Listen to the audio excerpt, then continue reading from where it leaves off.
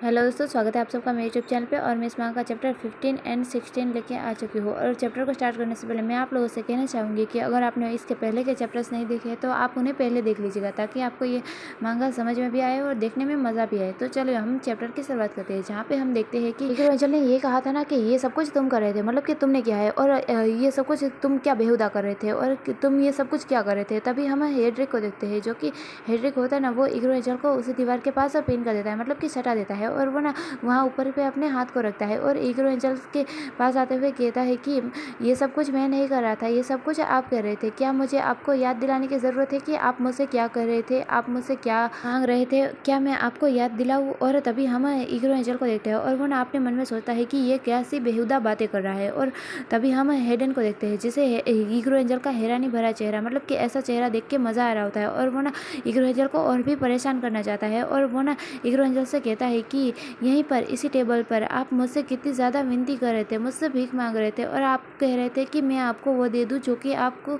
चाहिए। आप मेरा खून चाहते थे और आप चाहते थे कि मैं आपको अपना खून पिलाऊं, आपको अपना खून दूं। और वो ना ऐसे कह के जानबूझ के एंजल को याद दिलाने की कोशिश कर रहा होता है। और तब हम एंजल को देखते हैं और हेड्रिक की ये सारी बातें सुनने के बाद वो बहुत ही ज़्यादा शर्मिंदा जैसा होता है और उसे हैरानी हो रही होती है। और वो अपने मन में ही कहता है कि नहीं, मैं तो ऐसा कह ही नहीं सकता। और वो ना इसी बारे में सोचने लगता है, मतलब कि अपने दिमाग के अंदर सोच रहा होता है। और हमें दिखाया जाता है कि वो ना अपने चेहरे पे अपने हाथों को रख देता है और हेड्रिक की ये सारी बातें सोचते हुए कहता है कि नहीं, मैं ऐसा बिल्कुल भी नहीं कर सकता। मैं तो एक वैम्पायर प्रिंस हूँ, मैं एक राजकुमार हूँ और मैं कभी ऐसा कह ही नहीं सकता। और वो ना ऐसे सोच रहा होता है अपने मन में, और वो याद करने की कोशिश भी कर रहा होता है। और उसे यह एक झलक याद आ जाती है, जहाँ पे जो एंजल है ना, वो हेड्रिक से विनती कर रहा होता है, मतलब कि उसके आगे भीख मांग रहा होता है और उससे विनती करते हुए कह रहा होता है कि मुझे वो दे दो जो कि मैं चाहता हूँ। और ये सारी बातें याद आ जाने के बाद जो एंजल होता है, उसका चेहरा एकदम लाल हो जाता है, मतलब कि उसे बहुत ही ज़्यादा शर्म आने लगती है और उस शर्म से उसका चेहरा लाल हो जाता है। और तब हम हेड्रिक को देखते हैं और एंजल का चेहरा देखने के बाद उसे समझ में आ जाता है कि जो एंजल है ना, उसे सब कुछ याद आ चुका है। इसलिए वो ना एंजल को और भी ज़्यादा टीज करा होता है, मतलब कि छेड़ाते हुए ही कहता है कि मास्टर, क्या सब कुछ आपको याद आ गया? क्या आपको सब कुछ याद आया? और वो ना ऐसा कह रहा होता है। तभी हम एंजल को देखते हैं, जिसे जो कि हेड्रिक की ये बात सुनने के बाद हड़बड़ा जाता है और उसे ना गुस्से से थोड़ा सा अपने से दूर करता है और कहता है कि नहीं, तुम सब कुछ बकवास बातें कर रहे हो, मुझे कुछ भी याद नहीं आ रहा है, और तुम जो कह रहे हो वो सब कुछ बेहुदा और बकवास है, ये सब कुछ नहीं है। और वो ना ऐसा कहते हुए हेड्रिक को धक्का देके दूर करता है और वहाँ से थोड़ा सा दूर जाने लगता है। और तभी हम हेड्रिक को देखते हैं और जो हेड्रिक होता है ना, वो एंजल की ये बात सुनने के बाद जैसे वो एकदम मासूम हो, ऐसे ही इनोसेंट व्यवहार करते हुए कहता है कि हाँ मेरे मास्टर, आप तो एक शाही राजकुमार है और आप मेरे मास्टर भी है, आप हमेशा सही होते हैं। आपने मुझसे खून की भीख नहीं मांगी थी, बल्कि मैंने आपके सामने अपने खून की पेशकश की थी। मैं आपको फिट करवाना चाहता था, मतलब कि मैं आपको खाना खिलाना चाहता था, और मैंने ही आपके सामने इसकी पेशकश की थी। और वो ना ऐसा कहते हुए इनडायरेक्टली सुना भी रहा होता है और खुद इनोसेंट व्यवहार भी कर रहा होता है। और तभी हम एंजल को देखते हैं, जो कि वहाँ से जाते हुए हेड्रिक की तरफ देखता है और हेड्रिक से कहता है कि बस करो, मतलब कि चुप रहो और बस करो। और मैं, तुम्हें पता है, मैं किसी के आगे कभी भी भीख नहीं मांगता, मैं किसी के आगे विनती नहीं करता। और ऐसा कहने के बाद वो वहाँ से जाने लगता है। और अब हम हेड्रिक को देखते हैं और जो हेड्रिक होता है ना, वो तब है ना एक स्माइल करते हुए, यानी मुस्कुराते हुए एंजल से कह रहा होता है कि आप जो भी कहे मास्टर, आप हमेशा सही होते हैं। मतलब कि वो ऐसा दिखा रहा होता है कि वो अपने मालिक का बहुत ही पालतू वफादार नौकर है, और वो ना ऐसे दिखाते हुए स्माइल करते हुए कह रहा होता है। तभी हम एंजल को देखते हैं, जो कि जाते जाते दरवाजे के पास जाके रुकता है और वो ना हेड्रिक की तरफ एक नज़र देखता है और अपने मन में सोचता है कि वह बहुत ही ज़्यादा बदमाश है, वो बहुत ही बड़ा बदमाश है, और वह मुझे फिर से धोखा देने में कामयाब हुआ, मतलब कि उसने मुझे फिर से धोखा दिया और अपने झांसे में ले लिया। वो बहुत ही ज़्यादा बदमाश है और इतना शर्मिंदा तो मैं कभी भी नहीं हुआ हूँ जितना कि आज हुआ हूँ। इतनी शर्मिंदी मुझे कभी भी महसूस नहीं हुई है।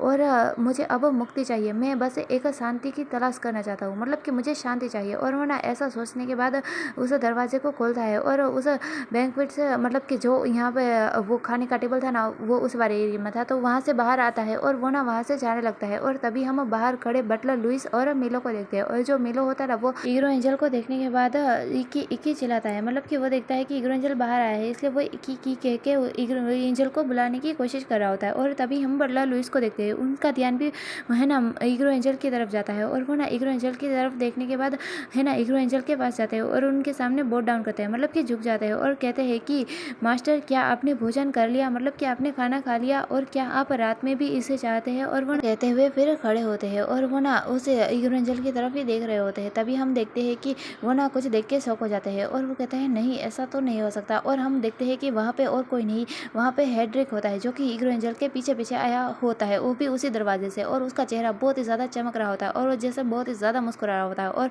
जब बटलर लुइस ये देखते हैं तो वो बहुत ही ज़्यादा शॉक हो जाते हैं और वो ना अपने मन में सोचते हैं कि मुझे इस बात की हैरानी हो रही है, मतलब कि आश्चर्य हो रहा है कि वह बच निकला। धिक्कार है, वो कितना ज़्यादा चिकना है, मतलब कि कितना ज़्यादा स्मार्ट है और वो बच भी निकला। और वो ना ऐसा सोचते हुए हेड्रिक की तरफ देख रहे होते हैं और फिर ईग्रो एंजल से पूछता है कि मास्टर आपको क्या कुछ चाहिए, मैं आपके लिए कुछ लाऊं। तभी हम ईग्रो एंजल को देखते हैं जो कि बटलर लुइस की तरफ देखते हैं। और बटलर लुइस की तरफ देखने के बाद जो ईग्रो एंजल होता है ना वो कहता है कि नहीं मुझे अभी कुछ नहीं चाहिए, लेकिन क्या आपने। और वो ना पहले थोड़ा सा पॉज लेता है, मतलब कि थोड़ा सा रुकता है और कहता है कि वैसे आपको क्या कोई आवाज़ें सुनाई दी, मतलब कि कोई आवाज़ आई थी। और ऐसा कहते हुए जो ईग्रो एंजल होता है ना वो बटलर लुइस की तरफ देखता है जैसे कि वो उसे मार ही डालेगा अगर उसने ये कहा कि उसने सुनी है। और हम तभी बटलर लुइस को देखते हैं जो कि पहले तो क्वेश्चन भरी नज़रों के साथ देख रहे होते हैं और कहते हैं कि मास्टर आप किस बारे में बात कर रहे हैं और मुझे नहीं पता। और फिर जो बटलर लुइस होते हैं ना वो चालाकी से बच जाते हैं, मतलब कि उन्हें समझ में आ जाता है कि जो ईग्रो एंजल है वो किस बारे में बात कर रहा है। और अगर उन्होंने ये कहा कि हाँ हमें सुनाई दी थी तो उसकी खैर नहीं। इसलिए जो बटलर लुइस होते हैं वो ऐसा नाटक करते हुए जैसे कि उन्हें कुछ पता ही नहीं, ऐसा नाटक करते हुए ईग्रो एंजल से कहते हैं कि हमें तो कोई भी आवाज़ें नहीं सुनाई दी, हमने तो कुछ नहीं सुना, हम तो दरवाजे से काफ़ी दूर थे। और वो ना ऐसा कहते हुए ईग्रो एंजल की तरफ देख रहे होते हैं। और तभी हम बच्चे मिलो को देखते हैं जो कि बटलर लुइस के हाथ से छूटने की कोशिश कर रहा होता है। और तभी हम है ना ईग्रो एंजल को देखते हैं जो कि बटलर लुइस की बात सुनने के बाद अपने फेस को दूसरी तरफ टर्न करता है, मतलब कि दूसरी तरफ फेरता है और कहता है कि अच्छा हुआ कि आपने कुछ नहीं सुना और आप इस बारे में ना जाने। और ऐसा कहते हुए जो ईग्रो एंजल होता है ना वो फिर वहाँ से जाने वाला होता है। लेकिन तभी हम मिलो को देखते हैं जो कि है ना ईग्रो एंजल को देखने के बाद उसके पास जाने की कोशिश कर रहा होता है। और वो ना अपने मुंह से आवाज़ें निकालते हुए कहता है इकी इकी इकी, और वैसे बुला रहा होता है ईग्रो एंजल को क्योंकि वो ईग्रो एंजल के पास जाना चाहता है। और तभी हम ईग्रो एंजल को देखते हैं जो कि है ना मिलो की तरफ देखता है, मतलब कि उसका ध्यान मिलो की तरफ जाता है और वो उसके माइंड में कुछ आइडिया आता है, मतलब कि कुछ खुराफाती प्लान आता है। और वो ना अपने मन में सोचता है कि एक मिनट रुको, मिलो यहाँ पर है, मेरे पास एक बढ़िया प्लान है, मतलब कि मेरे पास एक बहुत ही अच्छा प्लान है। और ऐसा सोचने के बाद जो ईग्रो एंजल होता है ना वो मिलो की तरफ अपने हाथ को बढ़ाता है और मिलो को ना पीछे से पकड़ लेता है और उसे उठा लेता है। और तभी हम मिलो को देखते हैं जिसे कुछ समझ में तो नहीं आ रहा होता। और हम ईग्रो एंजल को देखते हैं जिसने मिलो को उठा लिया होता है और उठाने के बाद वो है ना मिलो को हेडन की मतलब कि हेड्रिक की तरफ पास करता है, मतलब कि फेंकता है और कहता है कि ये लो इसे पकड़ो हेड्रिक। और ऐसा कहते हुए वो ना मिलो को हेड्रिक की तरफ पास कर देता है, मतलब कि फेंक देता है। और तभी हम हेड्रिक को देखते हैं, वो ना अचानक से शॉक हो जाता है, मतलब कि उसकी तरफ अचानक से मिलो आ रहा होता है और वो ना इसे देख के शॉक हो जाता है और वो कहता है व्हाट, मतलब कि क्या। और वो ना फिर मिलो को पकड़ लेता है, मतलब कि कैच कर लेता है। और फिर हम ईग्रो एंजल को देखते हैं और ईग्रो एंजल के चेहरे पे एक विक्ट्री वाली स्माइल होती है, मतलब कि एक बड़ी सी मुस्कान होती है। और वो ना फिर हेड्रिक की तरफ देखते हुए कहता है कि हेड्रिक आज रात तुम मिलो को संभालोगे, मतलब कि आज रात मिलो तुम्हारे पास रहेगा और मिलो को तुम संभालोगे और ये कार्य ऐसा है जो कि मैंने तुम्हें दिया है और तुम ही इसे करोगे और मुझे आशा है कि तुम्हें इसमें किसी और की मदद की ज़रूरत नहीं होगी। और वो ना ऐसा कहते हुए बहुत ही ज़्यादा मुस्कुरा रहा होता है। और तभी हम हेड्रिक को देखते हैं जिसके हाथ में बच्चा मिलो होता है जिसने कि उसे पकड़ा हुआ होता है। और वो ना ईग्रो एंजल की यह बात सुनने के बाद थोड़ा सा हैरानी से, मतलब कि थोड़ा सा क्यूरियोसिटी के साथ उस बच्चे मिलो की तरफ देख रहा होता है और उसे कुछ समझ में नहीं आ रहा होता। और वो अपने मन में सोचता है कि हाँ क्या मुझे इस पिशाच राजकुमार को यानी एक वैम्पायर बच्चे को संभालना होगा। और वो ना ऐसा सोचते हुए बच्चे मिलो की तरफ देख रहा होता है और हमारा बच्चा मिलो जो कि बहुत ही क्यूटली है ना हेड्रिक की तरफ ही देख रहा होता है और वो तो इकी कह रहा होता है जैसे कि वो बहुत ही ज़्यादा मासूम और इनोसेंट और प्यारा बच्चा है ऐसे देख रहा होता है। और तब हम बटलर लुइस को देखते हैं और जो बटलर लुइस होते हैं ना वो ईग्रो एंजल से कहते हैं कि मास्टर क्या आप निश्चित है, मतलब कि क्या सच में आप मिलो को संभालने के लिए हेड्रिक को देना चाहते हैं। और ऐसा कहते हुए थोड़ा झिझक भी रहे होते हैं, मतलब कि उन्हें पता है कि बच्चा मिलो को संभालना बहुत ही ज़्यादा मुश्किल है और वो ना इसलिए कह रहे होते हैं। और वो ना फिर ईग्रो एंजल से कहते हैं कि मेरा कहने का ये मतलब था कि जो हेड्रिक है उन्हें इससे तकलीफ हो सकती है, मतलब कि उन्हें परेशानी हो सकती है, उन्हें शायद चोट लग सकती है। और वो ना ऐसा कहते हुए रुक जाता है और वो ना है ना चुप हो जाता है। और तभी हम हेड्रिक को देखते हैं और जो हेड्रिक होता है ना वो बटलर लुइस की बातों को सुनने के बाद अपने मन में सोचता है आई एम सॉरी, मतलब कि मुझे माफ़ करना। और उन इसका क्या मतलब है उसे कुछ समझ में नहीं आ रहा होता है। और तभी हम ईग्रो एंजल को देखते हैं जो कि बटलर लुइस की तरफ देखता है और है ना बटलर लुइस की तरफ देखते हुए कहता है कि बटलर लुइस क्या आप मिलो को वापस पाना चाहते हैं, मतलब कि तुम्हें मिलो का ख्याल रखना है और तुम क्या मिलो को वापस पाना चाहते हो और वह ऐसा अपनी एक आइस के देखते हुए कह रहा होता है, मतलब कि वो ना थोड़ा सा गुस्से वाले टोन में कहता है। और तभी हम बटलर लुइस को देखते हैं, जो कि ये बात सुनने के बाद तुरंत ही नोट डाउन हो जाते हैं, मतलब कि झुकते हुए कहते हैं कि ओह नहीं मास्टर, मैं ऐसा बिल्कुल नहीं कह रहा, वो आप जो भी कहेंगे वो ज़रूर ही काम का ही होगा। आप बहुत ही ज़्यादा बुद्धिमानी भरा निर्णय लिया है, मतलब कि आपने जो निर्णय लिया है वो बिल्कुल सही है। और हेड्रिक है जो कि इस नौकरी को बहुत ही अच्छे से कर सकते हैं, वो मिलों को संभाल सकते हैं। और ऐसा कहते हुए जो बटलर लुइस होता है वो इग्रो एंजल के सामने नोट डाउन होता है, मतलब कि थोड़ा सा वो करता है और झुक जाता है। और तभी हम इग्रो एंजल को देखते हैं, जो कि ये बात सुनने के बाद बहुत ही ज़्यादा सेटिस्फाइंग नज़र आ रहा होता है, मतलब कि उसे अच्छा लग रहा होता है। और वो फिर है ना हेड्रिक की तरफ देखता है, और हेड्रिक की तरफ देखते हुए जो इग्रो एंजल होता है ना वो हेड्रिक से कहता है कि अब से बच्चे मिलो का ख्याल तुम्हें ही रखना है और तुम्हें बस इतना ही करना है, तो तुम उसकी देखभाल अच्छे से करना। और ऐसा कहते हुए जो इग्रो एंजल होता है वो स्माइल कर रहा होता है, मतलब कि मुस्कुरा रहा होता है। और यहाँ हमें नहीं पता कि जो बच्चा मिलो है वो एक प्यारा बच्चा है या फिर एक शैतानी बच्चा है, मतलब कि वो कैसा है वो हमें आगे पता चलेगा। और तभी हम हेड्रिक को देखते हैं, जिसे कि ये बात सुनने के बाद ऑकवर्डली स्माइल करता है, मतलब कि मुस्कुराता है। और फिर इग्रो एंजल से कहता है कि जे मेरे मास्टर, मतलब कि हाँ मेरे मालिक। और आगे कहता है कि वैसे बच्चे मिलो को क्या करना पसंद है, और वो ना ऐसा पूछ रहा होता है। और तभी हम इग्रो एंजल को देखते हैं, जो कि वहाँ से जाते हुए कहता है कि उसे क्या करना पसंद है, मतलब कि मिलो को क्या करना पसंद है, खैर वो तो तुम्हें आगे पता चल ही जाएगा। और ऐसा कहते हुए जो इग्रो एंजल होता है वो वहाँ से मुस्कुराते हुए चला जाता है। और फिर हम हेड्रिक को देखते हैं, और जो हेड्रिक होता है वो अभी इग्रो एंजल ने जो कुछ भी कहा उसकी बातों को सोच रहा होता है। और वो ना अपने मन में सोचता है कि जो इग्रो एंजल के स्वर थे, मतलब कि उसकी बातें करने का तरीका, और जो बटलर लुइस की प्रतिक्रियाएं, मतलब कि जो बटलर लुइस ने वापस से प्रतिक्रियाएं की, और जो इग्रो एंजल है उसने कहा, उनसे ऐसा लगता है जैसे कि कुछ गड़बड़ चल रही है, मतलब कि कुछ तो गलत है, कुछ गड़बड़ चल रही है। और वो ना ऐसा सोच रहा होता है, और वो बच्चे मिलो की तरफ देखता है और अपने मन में सोचता है कि लेकिन जो मिलो है वो तो बस एक छोटा सा वेम्पायर का बच्चा है, तो मुझे लगता है कि मैं इसे ज़रूर संभाल सकता हूँ, मुझे इस बात का यकीन है कि मैं मिलो को संभाल सकता हूँ। और वो ना ऐसे सोचते हुए मिलो को तरफ देख रहा होता है। और फिर हम इग्रो एंजल को देखते हैं, और जो इग्रो एंजल होता है ना वो वहाँ से जाते हुए मुस्कुरा रहा होता है, उसके चेहरे पे बड़ी सी स्माइल होती है। और वो ना मुस्कुराते हुए अपने मन में सोचता है कि, मतलब कि अपने मन में ही कहता है कि हेड्रिक तुम्हें मुझे मेरे साथ इतना असभ्य व्यवहार नहीं करना चाहिए था, अब जो बच्चा मिलो है वो तुम्हें दिखाएगा कि तुम्हें कैसे करना चाहिए और तुम्हें क्या करना चाहिए। और वो ना ऐसा सोच रहा होता है, मतलब कि जो मिलो है वो एक प्यारा बच्चा तो नहीं है, वो ज़रूर शैतानी बच्चा ही होगा। और हम फिर थोड़ी देर बाद का सीन देखते हैं, जहाँ पे हम हेड्रिक को देखते हैं। जो हेड्रिक होता है ना वो थोड़ी देर बाद बहुत ही ज़्यादा शॉक हो जाता है, और वो शॉकिंगली देख रहा होता है, और अपने मन में सोचता है कि अब मुझे समझ में आया कि जो इग्रो एंजल और बटलर लुइस थे वो इतनी अजीब तरह से व्यवहार क्यों कर रहे थे मिलो को संभालने के नाम से। और वो ना ऐसा सोचते हुए सामने हैरानी से देख रहा होता है। और हम हेड्रिक के सामने देखते हैं, जहाँ पे हेड्रिक का पैग होता है, वो भी सारे के सारे भेड़िए है ना इंसानी वाले रूप में होते हैं, और वो सभी इंसानी वाले रूप में इधर से उधर भाग रहे होते हैं, क्योंकि जो बच्चा मिलो है ना वो उसने सबकी नाक में दम करके रख दिया है। वो कभी इस भेड़िए के सर पे जाता, कभी उस भेड़िए के सर पे, ऐसे छलांगे मार मार के सभी भेड़ियों के सर के ऊपर जाता, और उन सभी के बालों को नोच रहा होता है, उनके कानों को नोच रहा होता है। और उसे ना इस चीज़ में काफ़ी ज़्यादा मज़ा आ रहा होता है, और वो सभी भेड़ियों को बालों को खींच रहा होता है, और उसे काफ़ी ज़्यादा मज़ा आ रहा होता है। और तभी हम है ना हेड्रिक को देखते हैं, जो कि ये सारी चीज़ें देखने के बाद अपने फेस पे अपने हाथ को रख देता है, और अपने मन में सोचता है कि मिलो आम छोटे प्यारे बच्चे जैसा बिल्कुल भी नहीं है, जैसा कि वो आमतौर पर दिखता है, मतलब कि जैसा वो बाहर से दिखता है।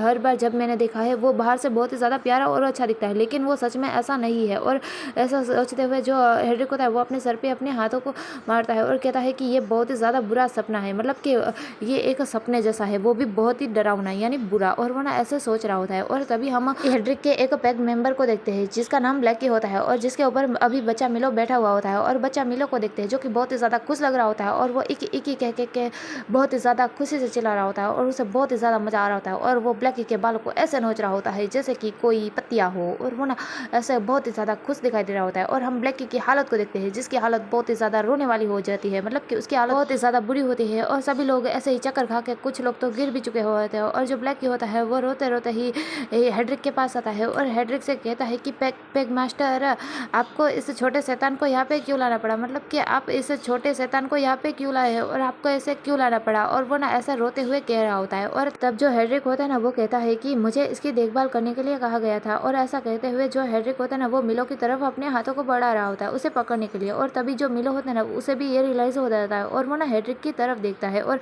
आगे जो हेड्रिक होता है ना वो ब्लैकी से कहता है कि लेकिन मुझे यह नहीं पता था कि ये ऐसा है, मतलब कि ये इतना ज़्यादा शैतान है। और वो ना पकड़ने ही जा रहा होता है, लेकिन उससे पहले जो मिलो होता है ना वो ब्लैकी के सर से जंप मार देता है और वो दूसरे भेड़ियों की तरफ भाग जाता है। और तभी हम सभी भेड़ियों को देखते हैं जो कि जोर से चिल्लाते हुए कहते हैं कि भागो यहाँ से, और वो ना भागने लगते हैं। और अब मिलो उनकी तरफ कूद रहा होता है और उसने दूसरे भेड़िए के ऊपर जंप मार दी होती है और वो उसके सर पे ऊपर बैठा हुआ होता है और उसके बालों को नोच रहा होता है और उसके कानों को खींच रहा होता है। और जो सभी भेड़िए होते हैं ना वो तभी हैरानी से शौक में इधर उधर भाग रहे होते हैं। और फिर हम ब्लैकी को देखते हैं जिसके ऊपर से अब मिलो चला गया है तो वो थोड़ा सा हाँफता है कि हुफ। और फिर हेड्रिक की तरफ देखता है और हेड्रिक से पूछता है कि पैग मास्टर, वैसे मैं आपसे कुछ पूछना चाहता हूँ कि आप उस पिशाच की बात यानी कि उस वैम्पायर की बातों को क्यों मान रहे हैं और उसके आदेश को क्यों ले रहे हैं। और वो ना ऐसा पूछता है और तब हम हेड्रिक को देखते हैं और जो हेड्रिक होता है वो पहले थोड़ी देर खामोश रहता है, मतलब कि थोड़ी देर चुप रहता है। और फिर कहता है कि जब मैं लॉर्ड लियोन के क्षेत्र में भाग रहा था तब मैं गंभीर रूप से घायल था, मतलब कि मैं जख्मी था और मैं घायल था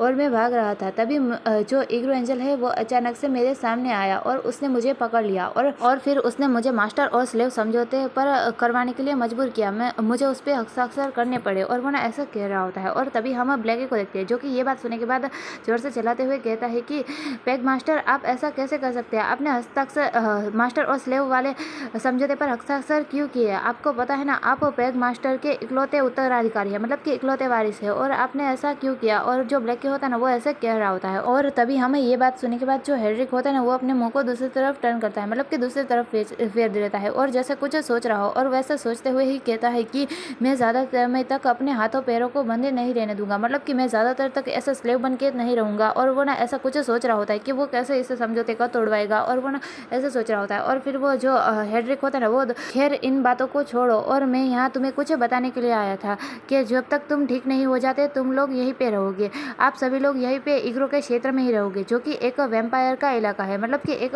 वैम्पायर का क्षेत्र है। और वो ना ऐसा कहता है। तब जो ब्लैकी होता है वो हेड्रिक की ये बात सुनने के बाद हेड्रिक से कहता है कि तो आपका क्या आश्रित होने का विचार है, मतलब कि क्या आप ये चाहते हैं कि हम उन पे निर्भर रहे और आप चाहते हैं कि हम उनके आश्रित रहे, उन पे डिपेंड रहे। और वो ना ऐसा कह रहा होता है। तभी हम है ना हेड्रिक को देखते हैं और जो हेड्रिक होता है ना तब ब्लैकी के सामने बैठ जाता है और ब्लैकी को जैसे समझाते हुए कहता है कि जो पिशाच कबीला है यानी कि जो वैम्पायर कबीला है वो तीनों कबीलों में सबसे ज़्यादा पावरफुल कबीला है, मतलब कि सबसे शक्तिशाली और पावरफुल कबीला है। और अगर आप यहाँ से भाग भी जाते हैं, मतलब कि तुम अगर यहाँ से भाग भी जाते हो तो कोई और वैम्पायर तुम्हें पकड़ लेगा, इसलिए बेहतर होगा कि आप यहीं पे रहे, मतलब कि अगर तुम यहाँ से भाग भी जाओगे तो कोई और तुम्हें पकड़ लेगा, इसलिए तुम्हारे लिए यही बेहतर है कि अभी के लिए आप यहीं पे रहे। और वो ना ऐसा कह रहा होता है ब्लैकी को। तभी हम ब्लैकी को देखते हैं जो कि ये बात सुनने के बाद कहता है लेकिन, और वो ना कुछ कहने जाता है। तभी हम हेड्रिक को देखते हैं जो कि ब्लैकी के कंधे पे अपने हाथ को रखता है और कहता है कि कोई भी किंतु परंतु नहीं ब्लैकी। और ऐसा कहते हुए जो हेड्रिक होता है ना वो ब्लैकी की तरफ देख रहा होता है और ब्लैकी से आगे कहता है कि तुम मेरे सबसे वफादार रक्षक हो, मतलब कि मैं तुम पे सबसे ज़्यादा भरोसा करता हूँ और तुम मेरे सबसे वफादार रक्षक हो, और तुम्हें मेरे लिए हमारे जो पूरा झुंड है उस पर नियंत्रण रखना होगा, मतलब कि उन सभी का ख्याल रखना होगा और उन पर नियंत्रण रखना होगा ताकि वो यहाँ से भागे नहीं, क्योंकि अगर यहाँ से भागेंगे तो भी उन पर खतरा होगा। और वो ना ऐसा कह रहा होता है और कहता है कि मैं तुम पे पूरा यकीन करता हूँ, तुम मेरे लिए ऐसा करोगे ना। और तभी हम ब्लैकी को देखते हैं जो कि ये बात सुनने के बाद अपने सर को हाँ की तरफ नोट डाउन करता है, मतलब कि ये अपना जवाब हाँ में देता है और कहता है कि हाँ और निश्चित रूप से। और वो ना ऐसा कहता है और यहीं पे हमारा ये वाला चैप्टर पूरा होता है। और 150 वीडियो बनाने के लिए आई एम सॉरी, लेकिन मैं क्या करूँ, मेरे घर पे डोर बन रहा था जिस वजह से मैं वीडियो रिकॉर्डिंग नहीं कर पा रही थी। और अब मेरा डोर बन के तैयार है जो कि काफ़ी खूबसूरत बना है और अब मैं जल्दी से वीडियो लाने की पूरी कोशिश करूँगी और इसका नेक्स्ट चैप्टर में मैं जल्दी लाऊंगी। और अगर आप लोगों को ये वाला वीडियो पसंद आया है तो प्लीज़ इसे लाइक कर दीजिएगा, मेरे चैनल को सब्सक्राइब कर दीजिएगा और फिर मिलेंगे नेक्स्ट चैप्टर में। तब तक के लिए गुड बाय।